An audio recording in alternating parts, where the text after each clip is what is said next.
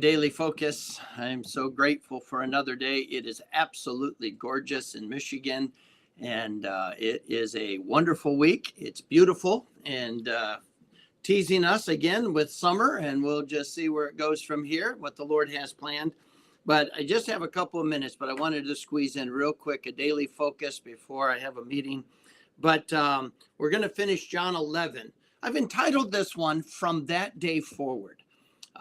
I don't know about you, but things that just keep going, and you wonder, are they ever going to end?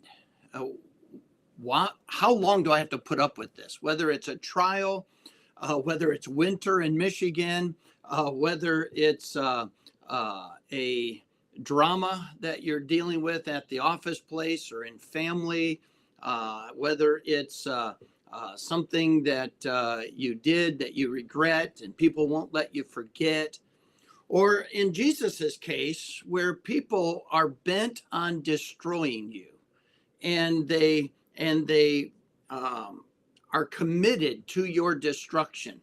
And so I'm going to read the text. It says, "Then gathered the chief priests and Pharisees a council and said, What do we? For this man doth many miracles. If we let him thus alone, all men will believe on him. And the Romans shall come and take away both our place and nation." The problem is not that Jesus is God. The problem is not that he's doing miracles. The problem isn't in either that people will believe on him. The problem is that they're going to lose clout. They're going to lose money. They're going to lose position. They're going to lose profit. That's the problem.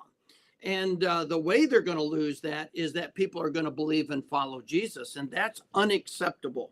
And one of them, named Caiaphas, being the high priest that same year, said unto them, You know nothing at all, nor consider that it is expedient for us that one man should die for the people, and that the whole nation perish not. And this spake he not of himself, but being high priest that year, he prophesied that Jesus should die for the nation, and not for that nation only, but that also he should gather together in one the children of God that were scattered abroad. Then from that day forth they took counsel together for to put him to death. Jesus therefore walked no more openly among the Jews, but went thence unto a country near to the wilderness, into a city called Ephraim, and there continued with his disciples. And the Jews' Passover was nigh at hand. And many went out of the country up to Jerusalem before the Passover to purify themselves. Then sought they for Jesus, and spake among themselves as they stood in the temple, What think ye, that he will not come to the feast? Now both the chief priests and the Pharisees had given a commandment that if any man knew where he was, he should show it, that they might take him. So here they are, bent on destroying Jesus. They are going to counsel together. They're going to brainstorm together. They're going to scheme together to come up with a plan. They're going to strategize together. I don't know about you, but one of the most frustrating things is watching people get together in a selfish agenda to strategize how to destroy somebody for their own agenda. And yet here we have, that's exactly where the religious leaders of the day were regarding Jesus.